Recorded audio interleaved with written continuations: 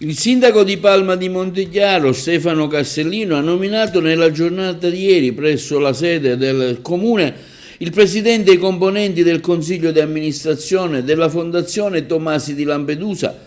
Alla presidenza è stata riconfermata Letizia Pace. I componenti del consiglio di amministrazione sono Angela Incardona, vicepresidente, Rosario Lovasco, Rosaria Loggia, Natalia Vitello, Alessandra Falsone e Michaela Cacciatore. Per effetto dello statuto dell'istituzione Tomasi, una volta proceduto alla rielezione del sindaco, il CDA andava rinominato.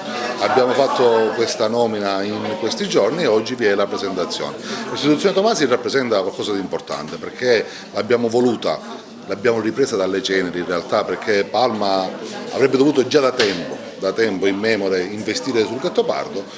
Quando siamo arrivati noi abbiamo cercato subito di riannodare questi nodi con il passato. L'istituzione Tomasi faceva parte appunto di un percorso così importante. La Presidente Pace già nella sua prima esperienza del CDA ha lavorato egregiamente con il CDA uscente e ringrazio i membri uscenti, il dottore Vaccaro, il dottore Taibbi, la dottoressa Di Vincenzo, per come hanno lavorato in sinergia in questi anni. Oggi abbiamo rinominato il nuovo CDA, il Presidente viene riconfermato, la dottoressa Pace viene confermata, verso la quale va la mia gratitudine e i miei più grandi complimenti per con quanta passione e impegno segue queste vicende delle istituzioni, ma veramente una passione forte e viscerale. L'altro confermato è il signor Lovasco, poi abbiamo l'ingresso di 5 nuove donne che rappresentano un universo variegato ed eterogeneo della nostra città, al di là delle appartenenze e delle proprie ideologie, accomunati dal voler servire la città e volerla servire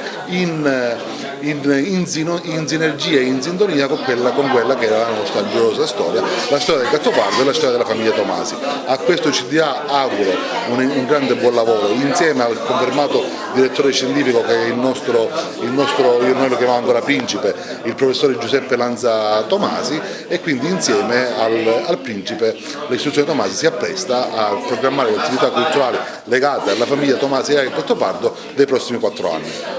Allora, tanti sono gli eventi svolti durante gli anni precedenti, abbiamo avuto la mostra dell'arazzo di Raffaello, il Gattopardo d'Oro, con la partecipazione di artisti di fama nazionali quali Nino Frassica, Cesare Bocci, Miriam Mirizzo, insomma, e tanti altri.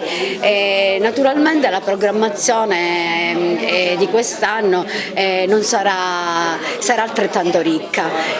Intanto sabato ci sarà un bellissimo evento con la Compagnia Nazionale di Danza Storica che si esibirà in tanti balli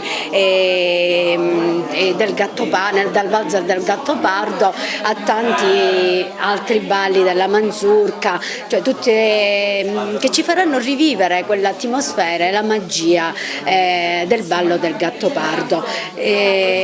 Sarà quindi questo evento, si svolgerà sabato 28 alle ore 16 dove tutti i cittadini potranno partecipare al Palazzo Ducale. La sede naturale dei Tomasi, del Gattopardo. D'altra parte avremo anche la programmazione della terza edizione del Gattopardo d'Oro. Anche quest'anno sarà organizzato con artisti di fama nazionale e di fama importante. Vedremo, adesso non voglio preannunciare niente, altrimenti si rischia così che si perda la sorpresa, quindi non voglio anticipare niente. Un CDA tutto al femminile, lo vogliamo ricordare con l'occasione? Sì, il CDA è composto da 7 membri, abbiamo solo un maschietto, quindi in questo caso potremmo dire la quota celeste, non la quota rosa, perché gli altri 6 membri sono tutte donne. Maricla Cacciatore, Rosaria Loggia, la vicepresidente Angela Incardona, Natalia Vitello e Rosario Lovasco, che è il componente maschile. Ecco, quindi un CDA abbastanza giovane, devo dire, formato da persone, composto da persone serie, con tanta voglia di fare, di mettersi in gioco, di lavorare per la nostra amata Palma di Montechiaro, perché questo è lo scopo principale dell'istituzione, la valorizzazione del nostro territorio e fare rinnamorare i cittadini al nostro paese.